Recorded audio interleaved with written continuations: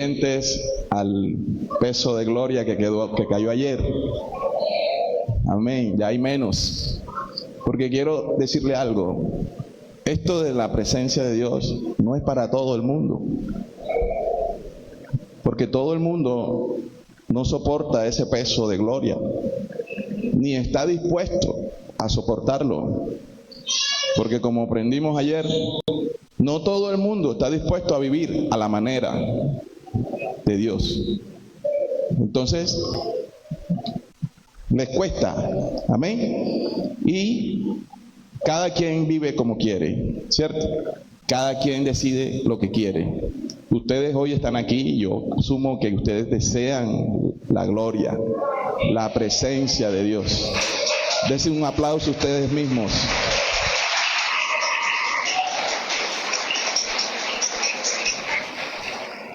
¿Vamos por qué día? Wow, día 9. El hermano Carlos me hizo ver algo. ¿Qué pasa en el mes 9 para las mujeres embarazadas? Quizás es el mes anhelado, ¿verdad? Después de estar creciendo el bebé, que va creciendo y creciendo y cada vez se pone más pesado en el vientre, y las mujeres están embarazadas, esperan rápido que llegue ese mes. ¿Para qué? Para que salga esa bendición tan anhelada. Así que créanme que hoy van a hacer algo. Hoy en este mes, en este día 9, van a hacer algo especial. Va a haber un nuevo mover, algo nuevo hoy se va a desatar en nuestras vidas. ¿Cuántos dan gloria a Dios? ¿Cuántos dan gloria a Dios? En este lugar. La presencia de Dios está aquí, hermano. No dude de eso. No tenga la menor duda. Dios está aquí, en este lugar. Yo lo siento. No sé usted, yo lo siento. Desde que entro por ese lugar, lo siento. Ya la traigo desde mi casa, pero cuando entro ahí se me incendia más lo que siento y siento que algo poderoso está en este lugar. Amén. Así que Dios está en este lugar. Dios está en este lugar. Y cuando decimos que Dios está en este lugar, ¿a quién nos estamos refiriendo? Porque Dios es una palabrita de 4 letras que ya estamos acostumbrados a decir, ¿verdad? En todo. Si Dios quiere, mañana vengo a la escuela dominical. Dios mediante, este año me compro mi carro. Si Dios lo permite, tal cosa. Se ha vuelto ya esa palabra en todas nuestras conversaciones algo común, ¿verdad? Pero muchas veces no nos detenemos a dimensionar, wow, ¿quién es Dios? Dios lo es todo. Dios fue el que creó todas las cosas. El que creó la humanidad, la tierra, los universos, los planetas, las constelaciones. El que nos ha dado la vida, el que nos tiene hoy en este lugar. Ese es Dios. El que nos permite tener un empleo, una familia. El que nos permite tener una bendición cada día de poder despertar y abrir los ojos. Ese es Dios. O sea, no estamos hablando de cualquier personaje. Estamos hablando del Rey de Reyes y Señor de Señores.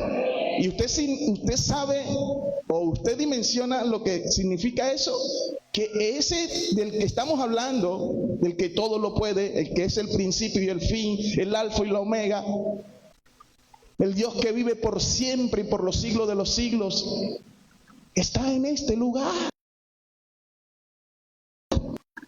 Cosa tan maravillosa. Es Dios el que está aquí. Amén. Y creo que Dios va a hacer algo poderoso en esta mañana. ¿Cuántos lo creen?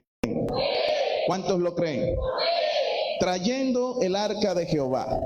Ese es el tema de estos ayunos. Amén. Ayer hablábamos, ¿verdad?, de que hacíamos una reseña de cómo fue esto del arca, de cuando se la robaron, la devolvieron y todas las consecuencias que ocurrieron por no darle el manejo adecuado a este elemento. Bueno, hoy tenemos aquí una arca, un prototipo, un modelo de lo que más o menos era el arca. Claro está, la original era más grande, era no en escarcha sino en oro, ¿verdad? Y no en icopor sino en madera de acacia. Entonces esto es un prototipo como para que usted tenga una pequeña idea, y bendecimos la vida y la familia de la persona que mandó a hacer esa arca. Amén. Gracias por esa bendición. Bien, hoy quiero que sigamos hablando. Amén. Ayer, ¿por dónde quedábamos? A ver. Ayer decíamos que David, cuando ya se dio cuenta que esa arca traía bendición, cuando la administrábamos de la manera correcta, como lo hizo Obed-Edom, ¿verdad? Que solo en 3 meses la tuvo en su casa y fue bendecido él y toda su familia y su descendencia. Esto fue notorio, esto se comenzó a divulgar, ¿verdad? Y llegó a oídos del rey. Y entonces David dijo, bueno, yo sí, ahora sí quiero tener lo que esa arca tiene. Y ahora sí quiero traer eso a mi casa. Por eso ayer el tema era, llévate la presencia de Dios a tu casa. Amén. ¿Cuántos se la llevaron? A partir de ayer, entonces esa presencia ahora vive en sus casas, vive en sus corazones, vive aquí, vive en todas partes, porque eso es algo tan maravilloso, y es que ya no es un instrumento material, un objeto, una caja. Ahora es algo que lo podemos tener todos, a donde quiera que vayamos, la podemos tener. Amén. Y David, antes de traerla, él consideró, bueno, como ya sé que es algo delicado, como es una responsabilidad tan grande tenerla, yo entonces me quiero preparar para traerla. No fue que él mandó a traerla enseguida y dijo, no, vengan ya, tráiganla, no. Vimos en los últimos versículos 3 cosas que él tuvo en cuenta para poder traerla. Y la primera fue, santificaos. ¿Verdad? Santificaos, porque ya dijimos, el arca, la presencia de Dios no puede habitar donde hay inmundicia, donde hay rebeldía, donde hay desobediencia, donde hay pecado, porque esas no son cosas afines con nuestro Dios. Dios es sinónimo de santidad, de pureza, de rectitud, de integridad, de paz, de gozo, de armonía. Entonces, ¿cómo vamos a llevarlo a un lugar donde hay tristeza, odio, destrucción, rebeldía, muerte? No, David entendió que tenía que prepararse para poder traerla. Entonces lo primero que le dijo a todo el pueblo, no era él solo. Ahí decía que los padres de todos los sacerdotes y levitas, vamos a santificarnos. Fue lo primero que David tuvo en cuenta para poder traerla. Lo segundo que decíamos era que recuerden que esa arca inicialmente estaba ¿dónde? En el tabernáculo, ¿verdad? ¿De quién? De Moisés. Un lugar que se diseñó para que allí se ofrecieran los sacrificios, las ofrendas a Dios. Había 3 áreas en ese tabernáculo, y en el lugar más recóndito o especial de ese sitio, que se llamaba el lugar santísimo, ahí reposaba el arca. Bueno, ya entendimos, bueno, pero después sucedieron muchas cosas. El arca fue robada, el arca estuvo 20 años en la casa de Abinadab, después estuvo 3 meses en donde Obed-Edom, ya no había, ya el arca andaba, era rodando de sitio en sitio, porque hasta los filisteos la andaban rodando para otro lado, porque ellos decían, esta arca nos está trayendo enfermedades, perjuicios. Por eso fue que decidieron entregarla. Entonces, cuando David decide traerla, dice, tengo que hacerle un lugar, porque no puede andar así esa arca rodando de un lado para otro. Tengo que hacerle un lugar, y si es la presencia de Dios, pues tiene que ser un lugar. Y David mandó a construir también su tabernáculo, pero este era diferente al de Moisés. El de Moisés sabíamos que eran conformados por 3 áreas. Este tabernáculo era una simple carpa donde había acceso. En el anterior sabíamos que solamente Moisés podía entrar cuando él quería para hablar con Dios, y el sacerdote una vez al año. Acá no, acá podía entrar cuando quisieran, y el enfoque que tenía este tabernáculo era diferente al de Moisés. El de Moisés era una cosa más sobria, silenciosa, donde se sacrificaban animales, había derramamiento de sangre, se ofrecían, valga la redundancia, ofrendas al Señor, habían holocaustos, sacrificios, el sacerdote ministraba. Pero en este tabernáculo de David se enfocaba o se caracterizaba era porque aquí lo que había era adoración, aquí lo que había era alabanza, aquí lo que todo el tiempo estaban era rindiendo honra, gloria, honor al Rey de Reyes. Todos los 24 horas, los 7 días de la semana, todo el tiempo estaban adorando y exaltando al nombre de Dios en este tabernáculo. Entonces él mandó a hacer este tabernáculo. O sea que la segunda cosa que David consideró para traer el arca, ¿cuál fue? Prepara un lugar. Y no puede ser cualquier lugar.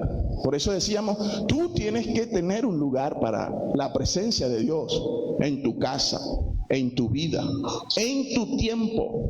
Porque si en verdad quieres tenerla, ella merece ser valorada. Ella merece ser tratada con honra. No la puedes poner donde sea como hizo Abinadab. Entonces eso fue lo segundo, ¿verdad? Lo tercero, que lo decía en el último versículo: vamos a vivir conforme a las ordenanzas de Dios.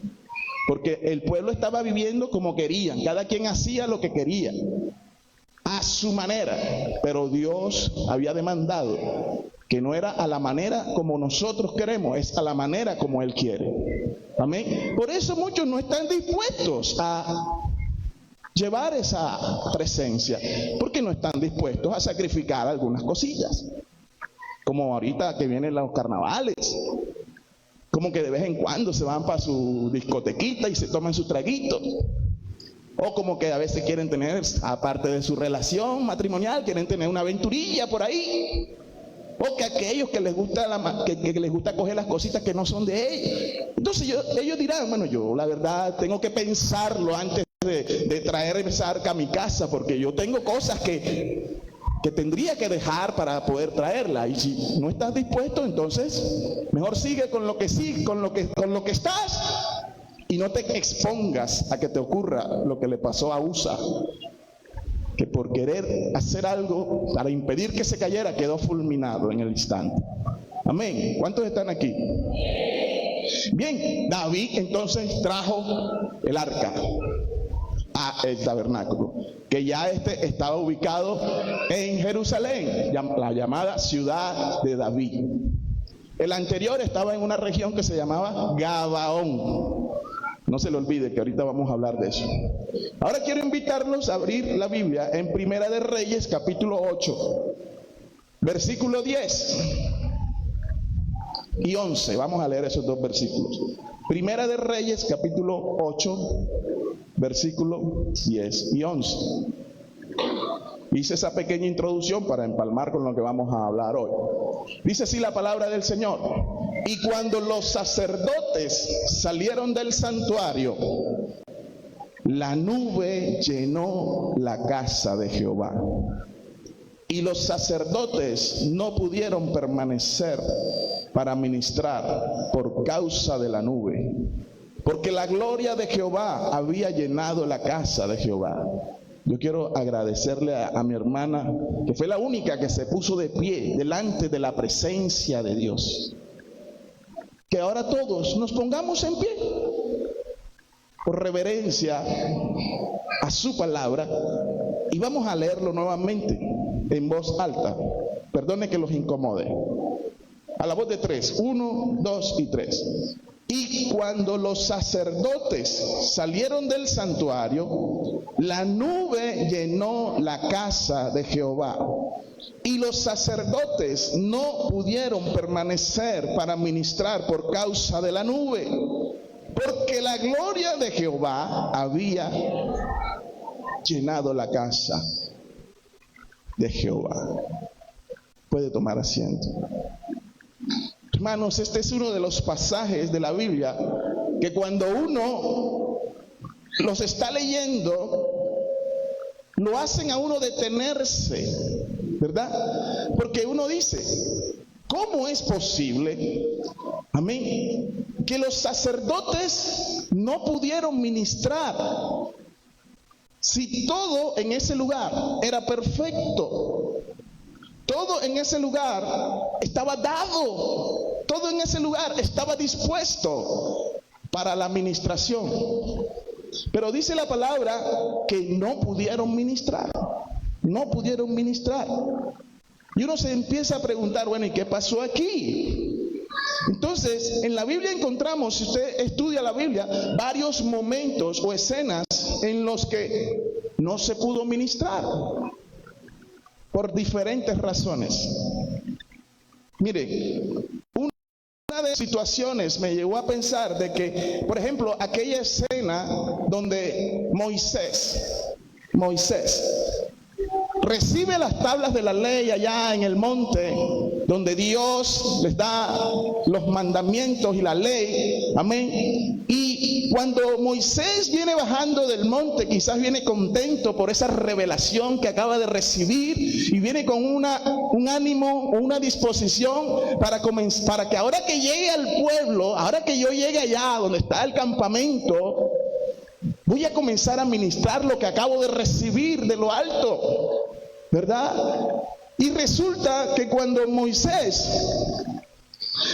llega allá donde está el campamento, no pudo ministrar la presencia de Dios, no pudo ministrar esos mandamientos, esa palabra que había recibido. Y si le preguntamos a Moisés, ¿cuál es la causa por la cual no pudiste ministrar al pueblo? Quizás Moisés iba a responder, porque el pueblo estaba en pecado, porque el pueblo estaba en desorden cuando llegué, el pueblo estaba en rebeldía, en desobediencia. ¿Y cuál fue la reacción de Moisés? Su reacción fue romper las tablas de la ley, donde estaban los mandamientos de Dios, donde estaba la ley. Y aquí podemos ver algunas de esas características de la personalidad de Moisés, que quizás era un poco impulsivo. De pronto en el momento se llenó de rabia y no valoró lo que tenía en sus manos, que eran las tablas donde mismo Dios con su dedo había escrito los mandamientos para el pueblo. Y las reventó. Partió las tablas. No hubo ministración tampoco en ese lugar, en esa escena, en ese escenario. Pero como lo acabamos de leer ahora en Primera de Reyes, capítulo 8, aquí vimos una situación en donde tampoco hubo ministración. Pero esta vez no hubo ministración, no por causa del pueblo. No porque el pueblo estuviera en pecado, no porque el pueblo estuviera en rebeldía, sino ahora la causa fue por Dios. Fue Dios sencillamente, porque era Dios el que quería ministrar directamente sobre el pueblo. Era el mismo Dios que estaba ministrando la casa. ¿Cuántos dicen amén? ¿Cuántos dan un aplauso al Señor?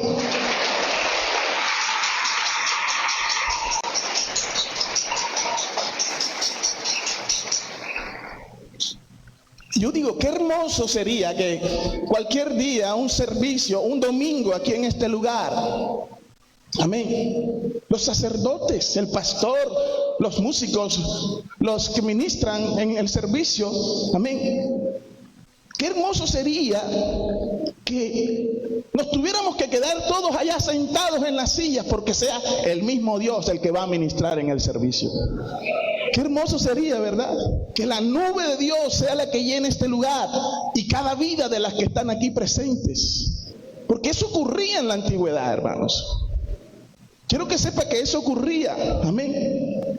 Qué hermoso, amén, cuando los sacerdotes, los predicadores, los salmistas que quedamos en este lugar, tuviéramos que tenernos que poner allá también en la silla para darle paso a que sea Dios el que ministre y llene este lugar de su gloria. ¿Sabe por qué, hermanos?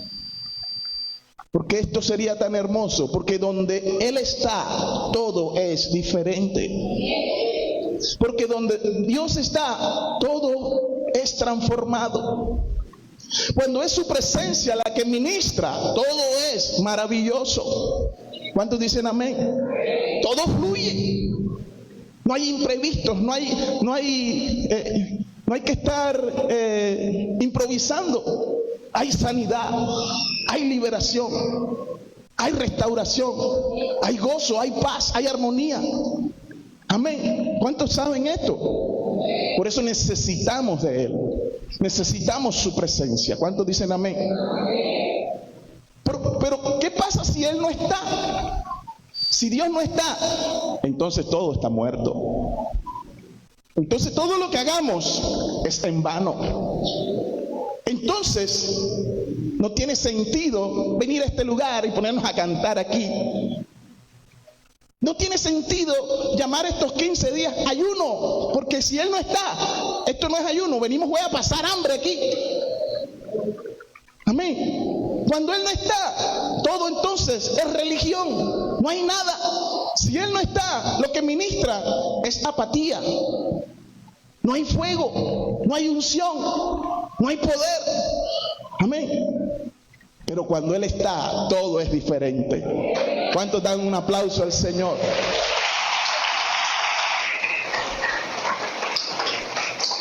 Cuando Él está, hay bendición. Así como en la casa de Obededón, Dios estaba en esa casa. Había bendición.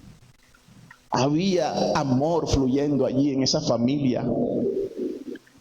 Había unidad, armonía. Todo era hermoso. Todo es hermoso cuando Él está. ¿Cuántos lo saben?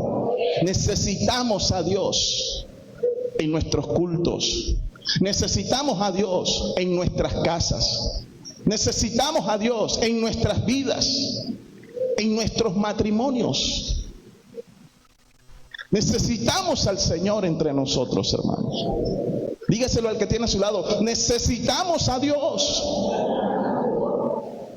Pero ahora bien, la pregunta sería, ¿por qué la nube se manifestó en aquel momento, en aquel lugar allí donde acabamos de leer? ¿Por qué la nube se manifestó?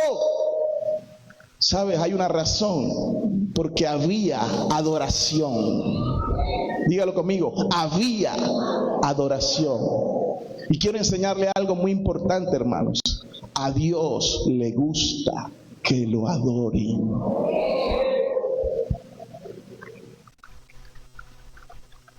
A Dios le encanta cuando su pueblo le adora.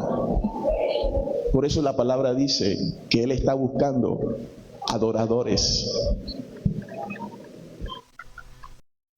Pero no cualquier clase de adoradores. La Biblia dice que Él está buscando verdaderos adoradores. Y me llama la atención porque tienen que hacer especificación acerca de esa palabra. Él resalta verdaderos adoradores. Y otra cosa que quiero enseñarle es que Dios no se manifiesta donde se le exige, donde se le quiere imponer. Dios no se manifiesta donde es presionado. Dios no se manifiesta donde es tolerado. Dios se manifiesta donde es adorado. Así que si usted viene al culto, venga con una disposición de ¿qué? De adorarle. No venga a reclamarle a Dios nada, no venga a pelear con Dios por algo, que las cosas no se me están dando, que Dios no me escucha, que Dios... No. Vea, en medio de cualquier situación que usted esté pasando, adore a Dios. Adore a Dios. ¿Sabe? Los discípulos, un ejemplo claro, poderoso. La mayoría de esos discípulos, antes de ser muertos, adoraban a Dios. Adoraban a Dios. Antes de que el león llegara ahí en la arena a devorarles y arrancarles el cuello así, ¿qué estaban haciendo? Cantando salmos y alabanzas a Dios. No estaban diciendo, ¡ay, Señor! ¿Por qué nos abandonaste en este momento? No, estaban adorando a Dios. La adoración de su pueblo a Dios lo mueve. ¿Cuántos dicen amén? donde a Dios se le adora, se le honra, se le exalta, ahí es donde Dios se manifiesta. Dáselo fuerte.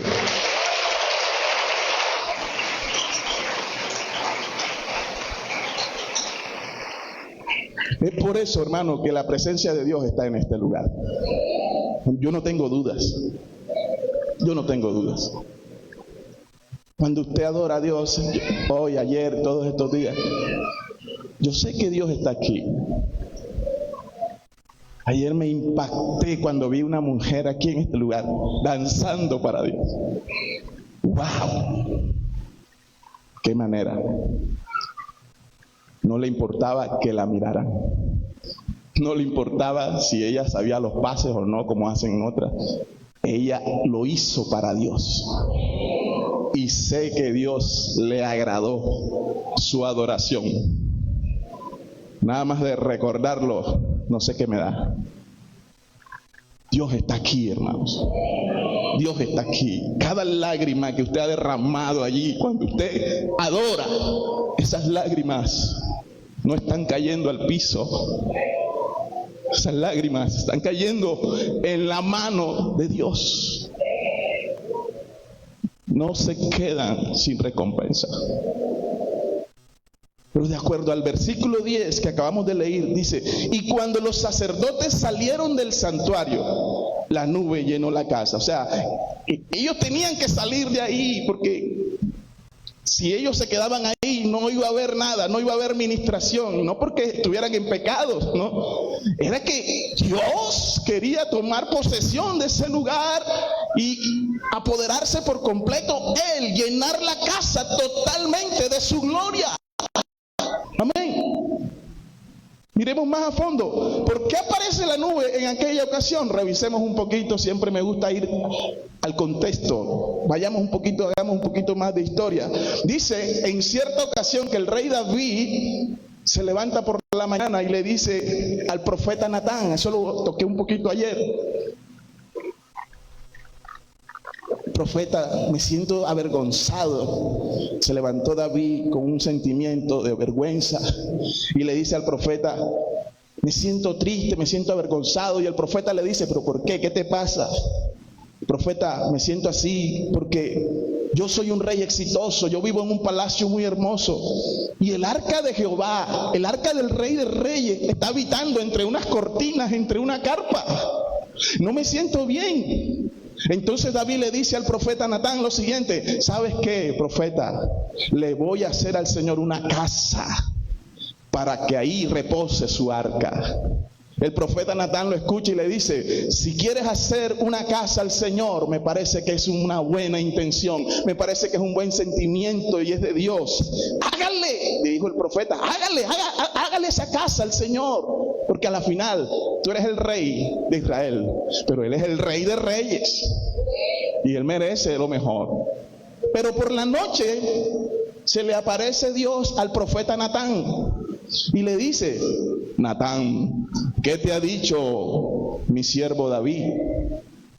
Ah, bueno, Señor, a propósito, ya que me tocas ese tema, Señor, David me dijo que te va a hacer una casa, que te va a hacer una casa para que allí repose tu arca, porque él dice que tiene vergüenza de que él vive en un tremendo palacio, de que es un rey poderoso y exitoso, y tu arca la tienen allá en una carpa, metida ahí entre cortinas. El Señor le dice a Natán: bueno, ¿me le vas a decir esto a David? David, el Señor ha dicho: tú no me harás casa, porque tú eres un hombre de guerra y yo soy un hombre de paz. Yo no quiero que un hombre de guerra me haga casa a mí, que soy un hombre de paz. Dios prefiere más bien que usted y yo venzamos el mal con el bien. De hecho, hay un texto que dice: no seas vencido de lo malo, más bien vence tú lo malo con el bien. Amén. ¿Cuántos dicen amén? Pero me ha dicho el Señor, David se entristeció, pero le dijo: cálmate, me ha dicho el Señor que uno de tus hijos que nacerá de ti, ese sí te edificará casa. me edificará casa. Hermano, bueno, la Biblia dice que cuando David adulteró con aquella mujer llamada Betsabé, se engendró un niño, ¿verdad? Todos sabemos esa historia. Pero Jehová no estaba agradado de esa situación. Ese niño, Dios lo hiere y muere. Pero posteriormente, cuando ya Dios aceptó esa relación, ese matrimonio nuevamente, amén, entonces esta mujer queda embarazada y engendra a un niño al cual Dios sí, con el cual Dios sí estaba de acuerdo. Y entonces, ¿cómo le puso David de nombre a ese niño? A ver, ¿quién sabe? Ayúdenme a predicar. ¿Cómo se llamó ese niño? Salomón. Entonces, pero Jehová le dice al profeta: ve y dile a David que yo le voy a colocar un segundo nombre a ese niño y se va a llamar Jedidías. ¿Cuántos sabían eso? El segundo nombre de Salomón se llama Jedidías, y ese se lo puso fue Dios, que significa el amado del Señor. Amén. Cuando este niño nace y Dios lo escoge, Dios lo pone en el trono, Dios lo bendice de una manera extremadamente abundante. Diga conmigo, extremadamente abundante. Dios se le aparece en sueño a Salomón cuando ya ha crecido y le dice: pídeme lo que quieras. ¡Wow! Hermano, qué tremendo, ¿verdad? Que Dios se nos aparezca ahora y nos diga: pídeme lo que quieras, que yo te lo daré. Hermano, tenga en cuenta algo, que eso no se lo dijo Dios ni al mismo Jesucristo. Porque un día Jesús, le dijo al Padre: Padre, haz pasar de mí esta copa. ¿Y cuál fue la respuesta del Padre? No. Entonces Jesús dijo y entendió: bueno, Señor, que no se haga como yo quiero, sino como tú quieres. Y es lo que Dios quiere, que lo hagamos a su manera, no a nuestra manera. Amén. Pero como Salomón tenía un llamado, tenía un propósito, pero era pecador, hermanos, así como cada uno de nosotros. Aquí nadie es más santo que nadie. Todos pecamos, todos ofendemos a Dios. Todos tenemos todos los días que venir y pedir perdón a nuestro Padre Celestial. Amén. Él era pecador. Y Jesús, que era la santidad absoluta, amén, a Salomón sí le dijo: pídeme lo que quieras. Amén. Y Salomón le dijo: bueno, Señor, como soy muy joven y tengo que gobernar este pueblo, concédeme la sabiduría. Además, yo también necesito discernir cuando una cosa es buena, cuando una cosa es mala. Necesito discernir entre el bien y el mal. Concédeme esa sabiduría. Y a Dios le agradó lo que Salomón pidió. Porque cualquier otro rey que hubiera pedido riquezas, porque eso es lo primero que a veces nosotros pensamos: plata. Si Dios nos dice: pídeme lo que quiera, uy, Señor, una cuenta de ahorro llena de millones. A Dios le agradó que Salomón no pidió riquezas. Cualquier otro hubiera pedido riquezas. Otro rey hubiera pedido la vida de sus enemigos. Otro hubiese pedido larga vida, ¿verdad? Pero a Dios le agradó lo que Salomón pidió y se lo concedió. Y como a Dios le agradó esto y no pidió lo otro, Dios después dijo: bueno, ¿sabes qué? También te voy a dar riqueza. También te voy a dar larga vida. Y por último, te voy a dar la vida de tus enemigos. ¿Y cómo le concedió la vida de sus enemigos? Eso fue algo tremendo, hermanos. Porque todos los reyes en la antigüedad, para poder obtener paz, tenían que ir a la guerra, pelearla y ganarla para poder tener la paz. Pero Salomón jamás tuvo que ir a la guerra. Amén. Salomón nunca tuvo que levantar la espada para tener paz. Salomón no tuvo que pelear con nadie. Mire esto: Dios le prometió a Israel el territorio de Egipto hasta el río Éufrates. Y hasta el día de hoy, ningún rey de Israel ha podido conquistar ese territorio, excepto uno. ¿Quién? Salomón. y sin levantar una sola espada. Dígame si Dios no es tremendo. Con la espada, con las armas, nadie ha podido conquistar este territorio. Y Dios prometió a él que se lo daría. Y este hombre sabio, con adoración,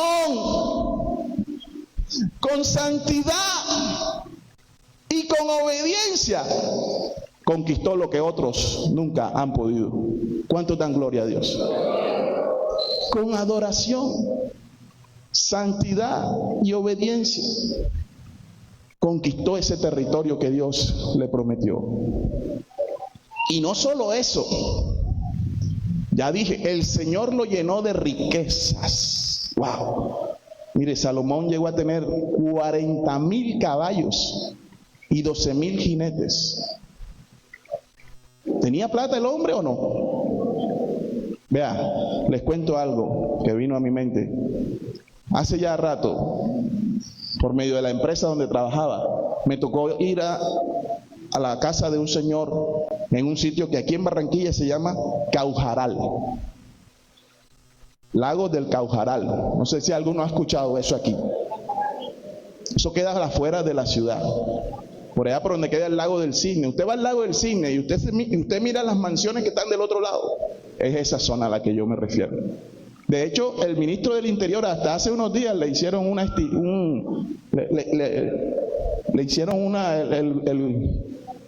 cayeron allá y le invadieron la casa porque querían encontrar droga y no sé qué y tal. ¿Ah? Le hicieron una redada, bueno, y eso fue un problema. Bueno, yo tuve la oportunidad una sola vez de entrar a ese lugar.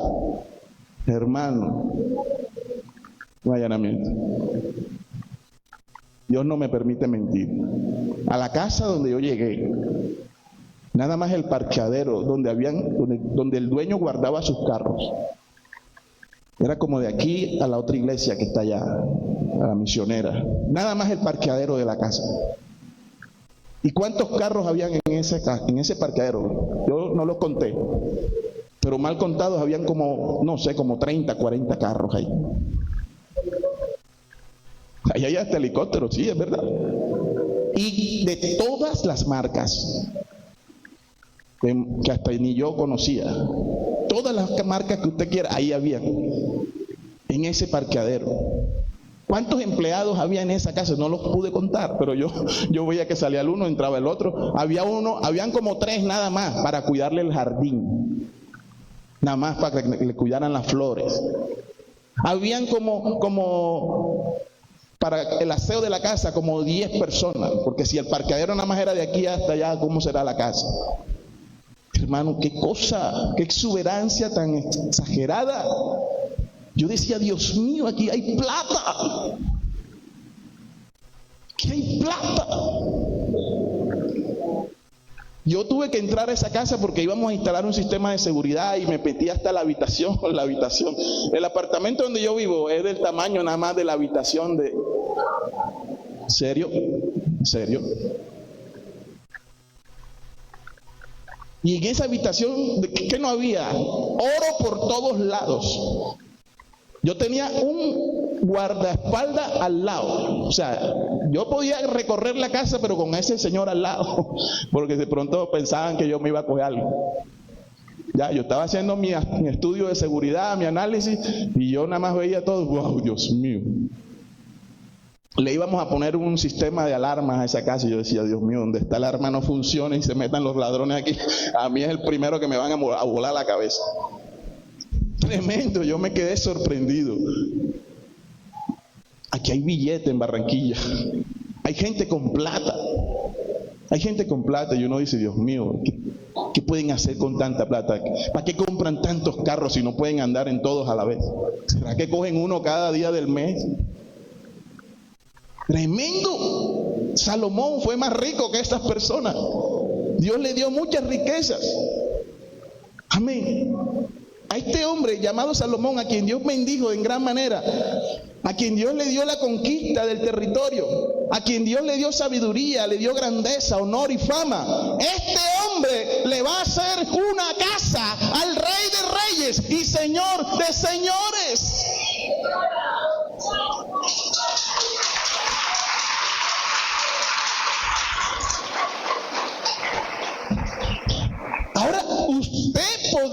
imaginarse cómo sería la casa que este hombre le haría al Señor con todo lo que tenía. Si estos señores de aquí pueden tener todas esas cosas, todos esos lujos, ahora usted podría imaginarse la nena casa que le iba a hacer Salomón a Dios. Amén.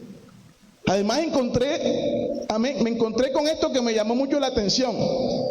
Encontré que en la Biblia, desde Génesis hasta donde vamos leyendo, Primera de Reyes 4, nunca hubo un hombre que mencione en la Biblia que le dijera a Dios, te amo, Dios. Desde Génesis hasta donde vamos, en la Biblia usted no va a encontrar un hombre en donde la Biblia diga, este hombre amó a Dios. Dirán, wow, eso es mentira. ¿Dónde está Abraham? ¿Dónde está Moisés? Abraham, quien caminó con Dios, y aunque sí le amaba, quiero aclarar, porque sí demostró que amaba a Dios y fue reconocido por su obediencia, porque hablaba cara a cara con Dios, amén. Pero nunca se le escuchó decir, te amo, Dios. Abraham. Sabemos que lo amó más que a su propia vida, pero no lo dice la Biblia. En la Biblia, Moisés tampoco dice que amó al Señor, y yo no dudo que sí lo amó. Claro que lo amó. Mire, para completar, David tampoco dice que amó al Señor. El primer hombre que el Espíritu Santo usó, estoy hablando de Génesis hasta Primera de Reyes, que el Espíritu Santo usó para que se escribiera en la Biblia la frase, este amó al Señor, desde Génesis hasta Primera de Reyes 4, fue Salomón. Amén. Este fue el primer hombre que el Espíritu Santo usó para decir en la Biblia que alguien amó a Jehová. Mire, Primera de Reyes 3:3, búsquelo ahí en los televisores. Primera de Reyes, capítulo 3, versículo 3. Nada más leamos la primera oración, la primera frase. ¿Qué dice?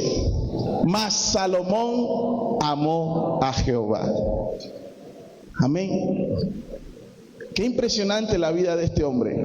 Rico, enamorado de Dios, lleno de bendiciones, lleno de vida, plantado por el Señor, lleno de sabiduría del Señor. Ahora le va a hacer una casa a Jehová. Qué hermoso. Qué bueno. Yo creo que merece unos aplausos.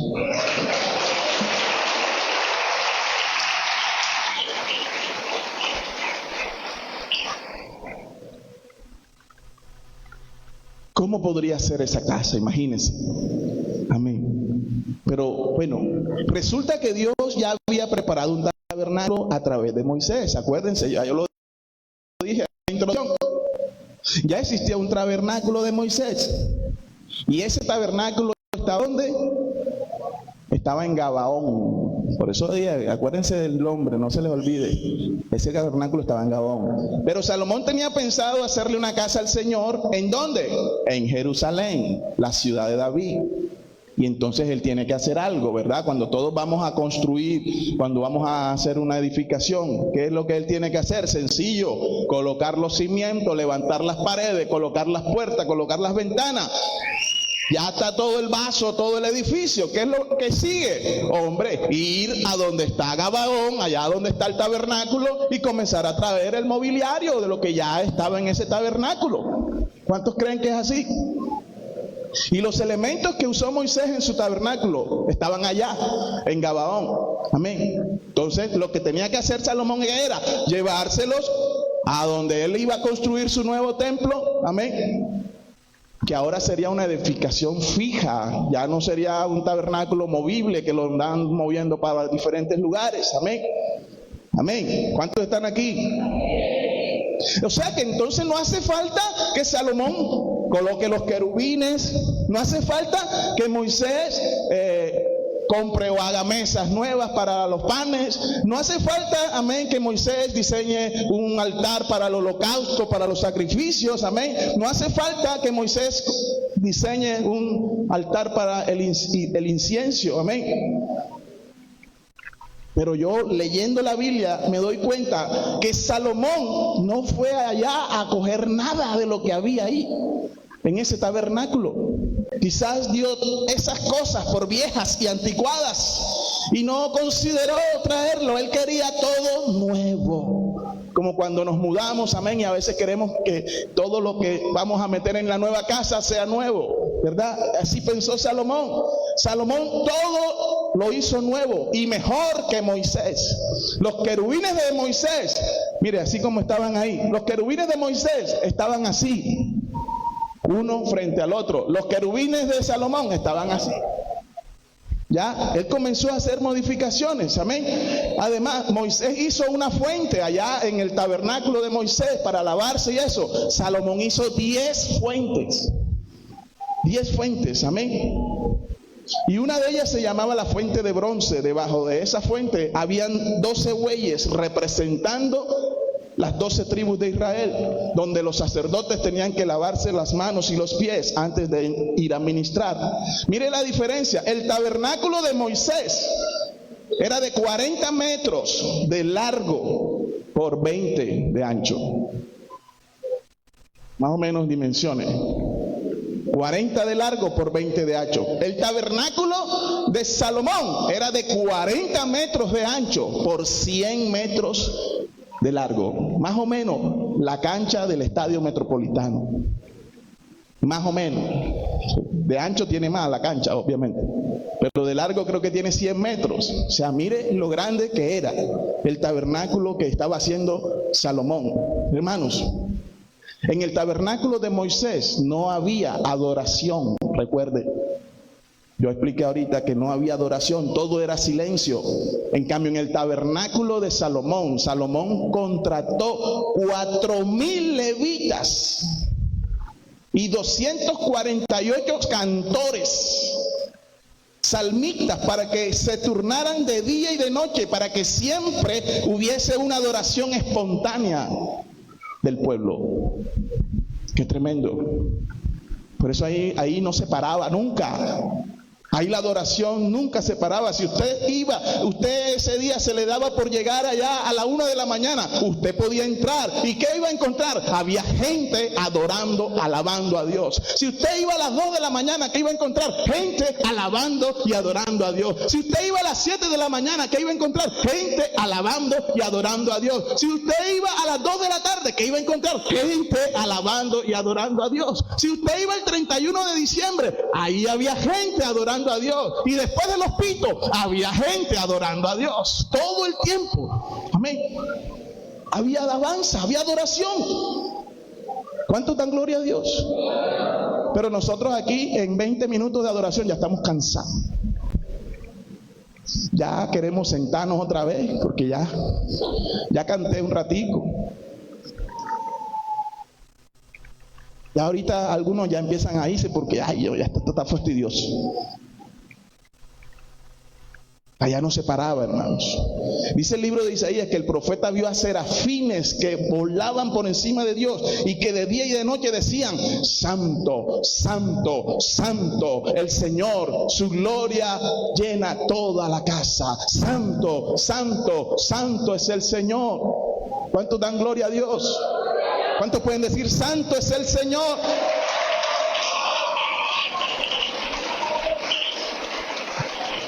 En conclusión, Salomón, podemos decir, le hizo un mini cielo a Dios en la tierra. Salomón hizo un mini cielo ahí en ese templo para que Dios se glorificara. Un mini cielo donde no se paraba de decir Santo, Santo, Santo día y noche. Señor Dios de gloria y majestad, eres el Rey de reyes y Señor, damos adoración, te damos la adoración. Tú eres excelente, tú eres poderoso y Así pasaban, hermanos, todo el día y la noche, hablando de sus atributos, hablando de su santidad, hablando de su gloria, hablando de su presencia, hablando de su bondad. 7 días, 24 horas al día de la semana. 248 cantores se turnaban para no dejar caer la adoración en el templo de Jehová. Porque entendían que ahí moraba la presencia de Dios. Amén. ¿Cuánto dan gloria a Dios? Pero espérese, retrocedo otra vez. Pero cuando Salomón terminó de hacer todo nuevo, sacerdotes ya vestidos con sus vestidos nuevos, altares nuevos, querubines nuevos, fuentes nuevas, pan de la proposición fresquito, los altares nuevos, ahora era un tabernáculo más grande, más espacioso, amén, más lujoso. Entonces Salomón se quedó mirando todo y dijo: pero aquí falta algo. Aquí falta algo. Ya todo está bonito, todo está adornado como yo quería. Pero ¿y la nube? ¿Dónde está? ¿Dónde está la nube? ¿Dónde está la Shekinah de Jehová? Falta algo, falta lo más importante. ¿Saben dónde estaba la nube? ¿Dónde estaba la nube? La nube estaba en el tabernáculo de Moisés, allá en Gabaón, pero como él no quiso traerse nada de allá, porque él dijo: no, hombre, yo voy a hacer todo nuevo, voy a adornar esto con oro por todos lados. La nube se quedó allá en la caja, en el cofre, en el tabernáculo de Moisés.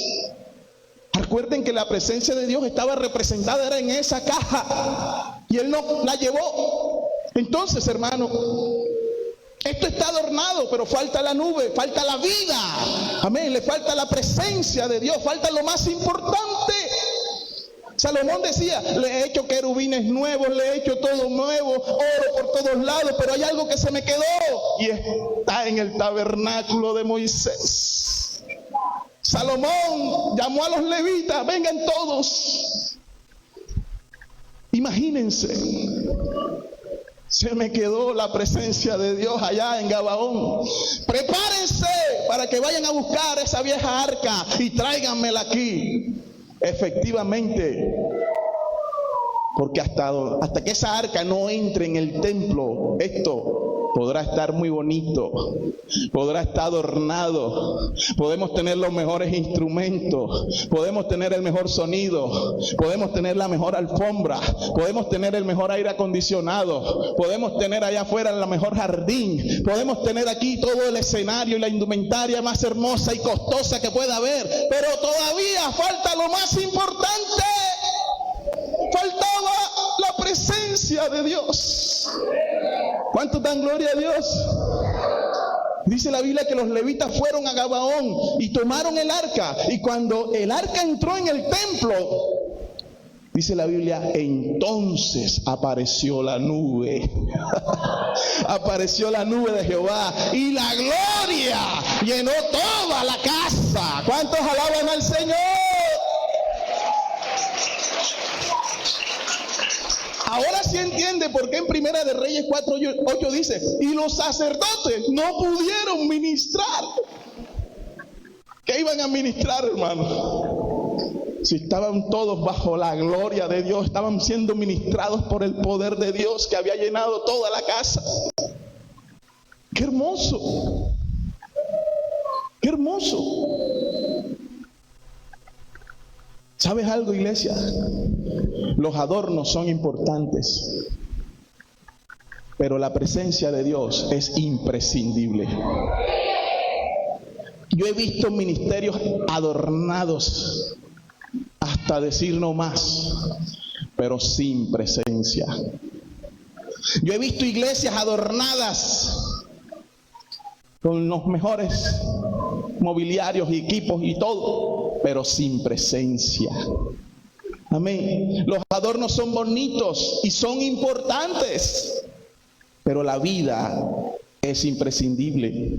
La presencia de Dios es todo. La presencia de Dios la necesitamos, amén, en medio de nuestra iglesia. Como decía anteriormente, de nada sirve que estemos aquí si no está la presencia de Dios. Amén. Necesitamos presencia de Dios aquí, en nuestra casa, en nuestra familia, donde quiera que vayamos. Los adornos pueden faltar, pero que nunca falte la presencia de Dios. Porque cuando la presencia de Dios está, entonces Dios es quien ministra. Es cuando entonces Dios, en medio de su pueblo, comienza a obrar con milagros, con sanidad, con liberación, a traer gozo, a traer paz, a traer armonía en medio del pueblo. Amén. No necesitamos ser los más letrados, los más grandes teólogos, los mejores predicadores. Cuando hay presencia de Dios, las cosas fluyen. Todo es fácil. Porque es Dios el que ministra. Y yo a veces veo gente en cultos y en iglesias haciendo un esfuerzo sobrenatural para que la gente cante, para que la gente aplauda, para que la gente... Ahí no hay presencia. Cuando hay presencia no hay que estar obligando a nadie. La gente misma corre, brinca, salta, aplaude, adora. Porque es Dios el que está allí ministrando, tocando los corazones. Esto es un termómetro, ¿sabes? Para medir. Esto es un termómetro para medir cómo estamos.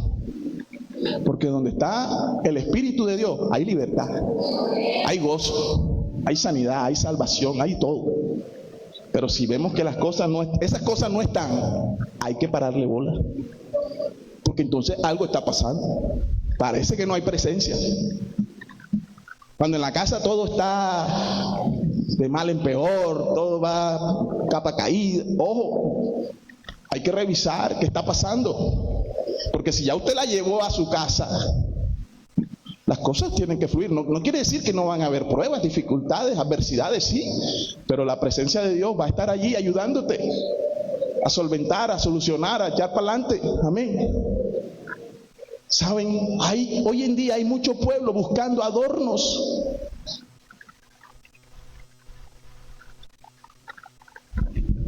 Cuando hablo de adornos no me refiero solamente a los adornos físicos. Hay mucha gente buscando adornos. Como que ellos creen que eso es lo que atrae. No sé cómo explicarlo.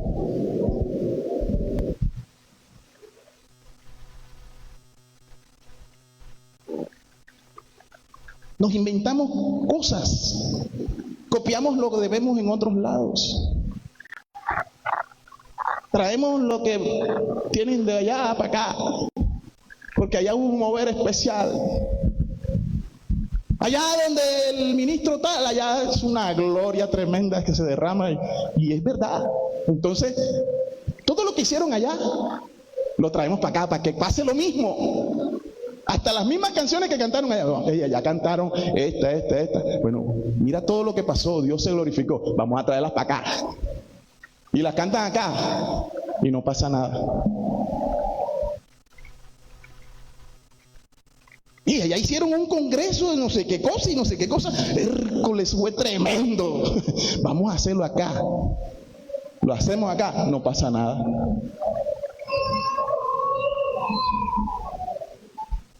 Vea, estos ayunos, yo creo que nosotros fuimos los pioneros aquí en Barranquilla que comenzamos a hacerlo. Antes eran 21 días de ayuno. No sé si se acuerdan. Bueno, cuando comenzamos y la gloria comenzamos, al año siguiente salieron un poco iglesias también haciendo los 21 días de ayuno. Gloria a Dios. No lo digo para vanagloriarnos, pero hermano, la presencia de Dios no se improvisa. Ya, nosotros, no está bien decirlo, pero mi hermano David, yo y Daisy y todos los que cantamos, no hemos podido ni siquiera preparar un ensayo para las canciones que tocamos aquí. Son 15 días, multiplique, son como 100 canciones que cantamos ahí. ¿Cuándo vamos a ensayar esas 100 canciones? No, lo que hacemos es poner eso en las manos de Dios, vamos a orar y que Dios sea quien fluya en medio de eso. Y Dios no lo hace.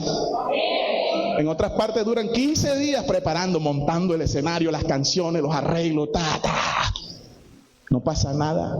Porque es que, hermano, esto no es de adorno. Esto aquí no es de adornito.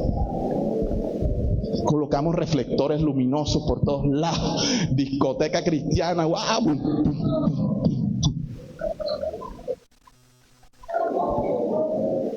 Esto no es con luces, esto no es con efectos especiales. La presencia de Dios no se puede imitar. La presencia de Dios es original y ella fluye donde hay un pueblo santo que alaba, que glorifica, que adora a Dios. Si se lo vas a dar, dáselo fuerte.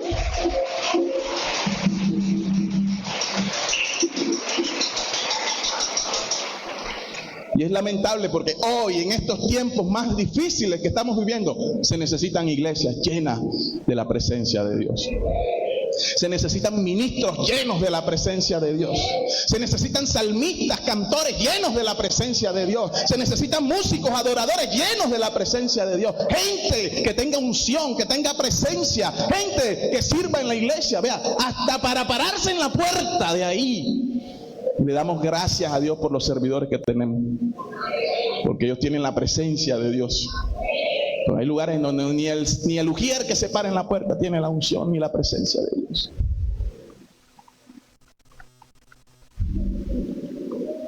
¿Cuántos dan gloria a Dios? Mira esto que me encontré. Dios conversando con Moisés. Una de las conversaciones más trascendentales que hay en toda la Biblia. Y Dios le dice a Moisés: Moisés, te tengo dos noticias, una buena y una mala. ¿Cuál quieres? Señor, dame la buena de una. La buena es que les voy a dar la victoria sobre Canaán. Les voy a dar la victoria sobre Canaán, la tierra que les he prometido a sus padres, a sus antepasados, a todos. Hoy se las doy. Moisés: ¡gloria a Dios! Señor, ¿y cuál es la mala? La mala es que mi presencia no irá con ustedes. Señor, pero ¿cómo nos vas a hacer eso? Yo les mandaré un ángel para que esté con ustedes. Señor, no es lo mismo. Baja Moisés al pueblo a comunicar lo que Dios le había dicho. Y Moisés le dice al pueblo: pueblo, hay una buena noticia y una mala. Todo el mundo: la buena. La buena es que el Señor hoy nos da la victoria. Imagínense cómo fue la reacción. Vamos a hacernos nosotros ahí como un ejemplo, una bulla, un gozo, un júbilo. Imagínense, hermanos, vamos a hacerlo. La buena es que Dios hoy nos da la victoria. ¡Eh! ¡Gloria a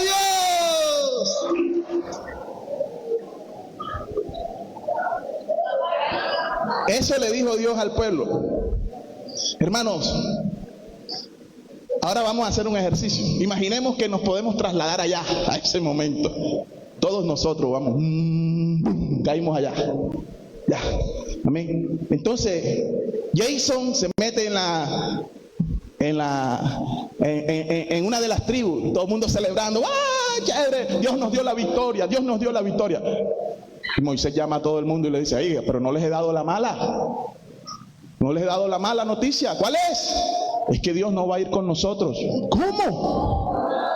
¿Cómo sería la reacción? ¿Ustedes están allá? No, ve. A mí me late que a ustedes son de los que no les importa que Dios no vaya con tal de que tengan la victoria. Vamos a hacerlo de nuevo. Pueblo, ya les di la buena, pero ahora les tengo una mala. Y es que Dios no va con nosotros. No, yo voy a tener que acudir a mi colaborador estrella. Yo le voy a prestar el micrófono. No sé, esto no está planeado, esto no está organizado. Dios me dijo que te diera el micrófono.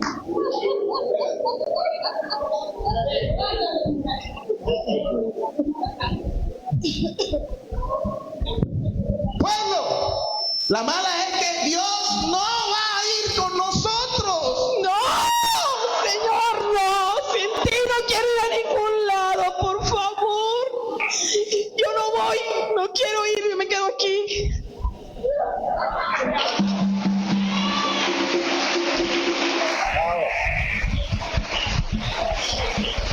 Perdón, mi hermana, por cogerla de ejemplo. Ella está enfermita, pero lo hizo excelente. Amén. Y entonces llega Jason y se mete en la tribu de Dan y ve a 200,000 personas allí llorando, todos tristes, unos vistiéndose de negro. Luego llega Jeremy y se mete en la tribu de Rubén encuentra 300,000 personas allá, todas de negro, lamentando y quejándose. Y viene Zobeida ahora y se mete en la tribu de Simeón y encuentra que se están echando arena en la cabeza, sí, se están bañando con arena. Y viene Daisy y se mete en la tribu de Judá y ahora encuentra que hay 300,000 personas allí peleando entre ellas, allá discutiendo, echándose las culpas el uno al otro. Y viene el hermano Cristóbal y ve a todos vestidos de negro y así sucesivamente, hermanos. ¡Qué panorama tan terrible! Y en eso llego yo también. Y le pregunto, Israel, ¿por qué están tan tristes? ¿Qué ha pasado? ¿Por qué todos están vestidos de negro? Seguramente ustedes dirían, es que Dios nos ha prometido la victoria. Bueno, ¿y qué pasa? ¡Gloria a Dios! Sí, pero señor hermano Miguel, usted no entiende. Es que Dios también ha dicho que Él no iría con nosotros. Yo digo, bueno, ¿y cuál es el problema? Pero si le están prometiendo la victoria. Hermano Miguel Ángel, usted definitivamente no entiende nada. Es que Dios ha dicho que la victoria sí es segura, es nuestra, pero también nos ha dicho que no viene con nosotros. ¿Y sabe algo, hermano Miguel Ángel? Es que no hay nada más peligroso que triunfar sin Dios. ¿Sabe algo, hermano Miguel Ángel? Se para uno de ustedes y me dice, no hay nada más peligroso que las cosas vayan bien, pero que Dios no esté presente. No hay nada más peligroso que tener éxito sin Dios. Eso es grave. Es por eso que todo el pueblo estaba triste, hermano. Ellos sabían lo que significaba que Dios no los acompañara de ahí en adelante.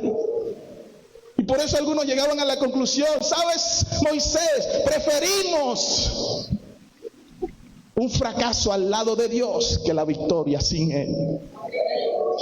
¿Para qué queremos una tierra que fluye leche y miel si Él no va a estar con nosotros?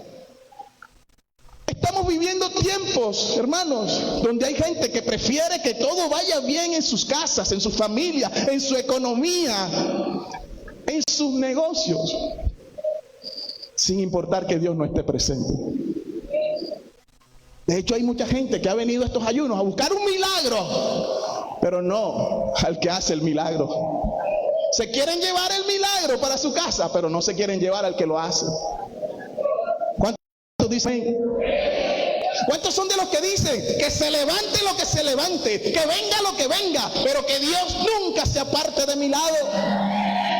¿Cuántos son de los que dicen, prefiero un desierto contigo que una tierra prometida sin ti? La presencia de Dios es lo más importante que tenemos. Si hubiesen ido sin Dios, la palabra dice que cuando ellos recibieron esa mala noticia, se empezaron a vestir de negro. Se empezaron a quitar los atavíos. ¿Qué son los atavíos? Los accesorios, los adornos para embellecerse. Si hubieran ido sin Dios a conquistar la tierra, no se hubieran quitado sus adornos y sus accesorios. Esto tiene una connotación espiritual tremenda, pero no vamos ahora a profundizar en eso. Pero ¿de qué le sirven a un cadáver sus adornos y sus accesorios?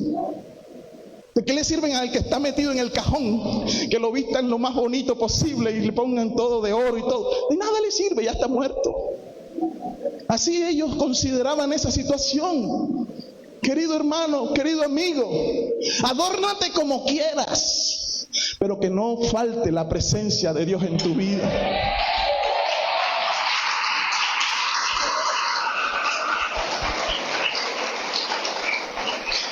Y esto lo digo en todos los sentidos.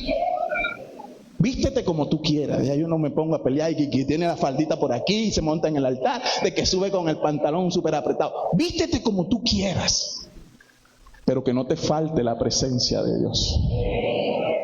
Si Dios te lo acepta y Él quiere seguir ahí contigo, siga haciéndolo. Pero Dios es claro. Ayer aprendimos que tenemos que vivir a la manera ¿de quién? De Él, no a la de nosotros. Y esa fue una de las cosas que David tuvo en cuenta para poder traer el arca. De ahora en adelante vamos a hacer las cosas a la manera de Dios. ¿Cuántos dicen gloria a Dios?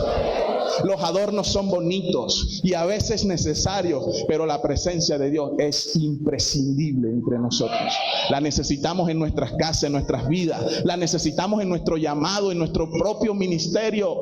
Les cuento una cosa, yo vengo de una familia pastoral. Ustedes conocen mi padre. Yo estoy metido en iglesia desde que nací. Hoy estamos a ¿cómo? 17. En 10 días voy a cumplir 50 años.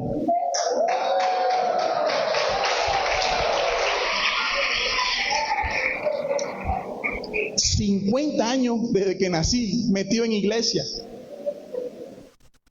Viviendo de todo. Momentos altos, momentos bajos, buenos y malos, todo. Hermano. Y en este poco tiempo que llevo metido en iglesia, he visto ministerios que creían que estaban triunfando, pero parecía que todo iba bien con ellos, pero no estaba Dios. Y he visto cómo después terminan enterrados. Y en estos mismos 50 años he visto otros que el viento sopla en contra. Y pareciera que Dios no estaba con ellos, y resulta que Dios estaba con ellos más que nunca. Dios los estaba capacitando para cosas grandes.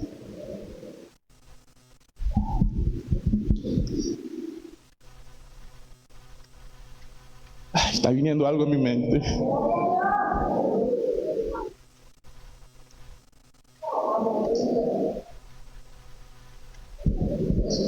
Mi hermana Belki, quiero pedirte un favor. Ven aquí.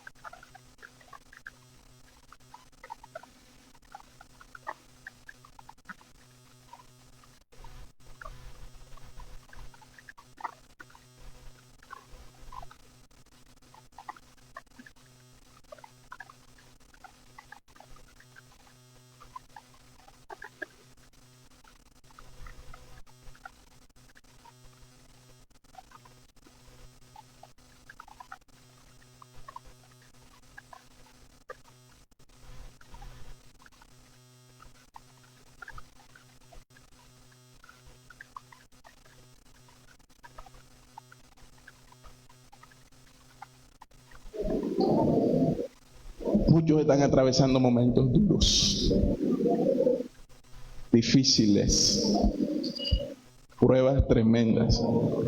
¿Y saben qué han hecho otros hermanos? Los han juzgado.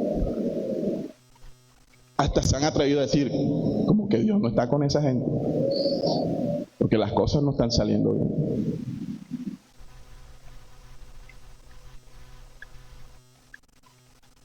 Pareciera que Dios no estuviera presente. Pero hoy les digo, no desmayen. Sigan avanzando porque Dios está más presente que nunca. Si está permitiendo esto, es porque los está preparando para algo grande. algo poderoso que Él va a hacer. Y hay gente que les rodea un ambiente favorable y creen que Dios está con ellos. Hay otros que creen que Dios los ha abandonado por pruebas que han venido en su contra. Pero hoy les vengo a decir, dice la Biblia, que Dios te amó tanto que entregó a su Hijo. Y algunos se preguntan, bueno, pero Padre, ¿cómo me has amado tú a mí? ¿Cómo me has amado? Esa es la gran pregunta. Y la respuesta es, ¿cómo te ha amado Él a ti? Como ama a Jesús. Así te ama a ti. Juan 17:23. Colabora. No lo digo yo, lo dice Jesús. Le dice la palabra. Juan 17:23. Yo en ellos y tú en mí, para que sean perfectos en unidad, para que el mundo conozca que tú me enviaste y que los has amado a ellos, como también a mí me has amado. ¿Será que merece un aplauso?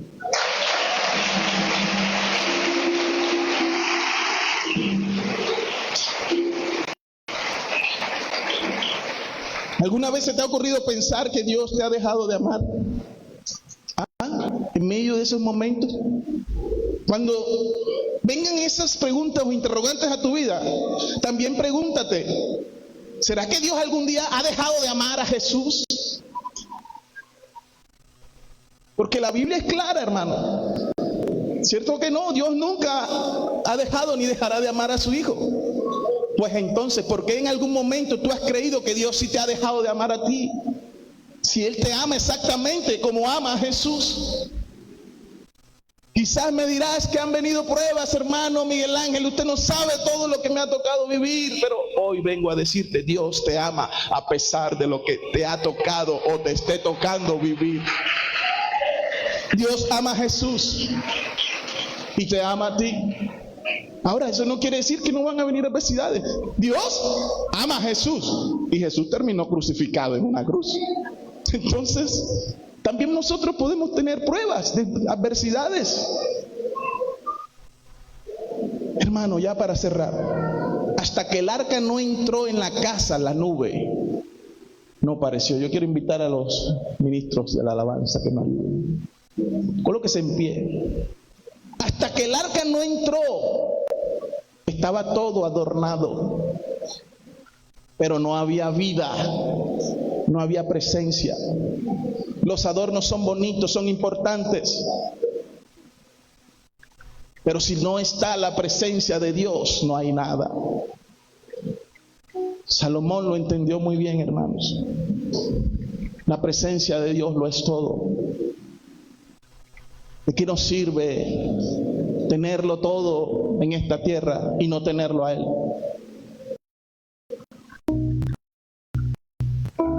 Reflexiona unos instantes allí todo esto. Miramos, la casa fue llena, ¿verdad? Y fue el mismo Dios quien ministró. ¿Qué era lo que no faltaba en la casa de Dios, la que construyó Salomón? Adoración, todo el tiempo, todo el tiempo. Adoración, adoración. Una palabra tan importante, algo que a Dios le encanta, algo que mueve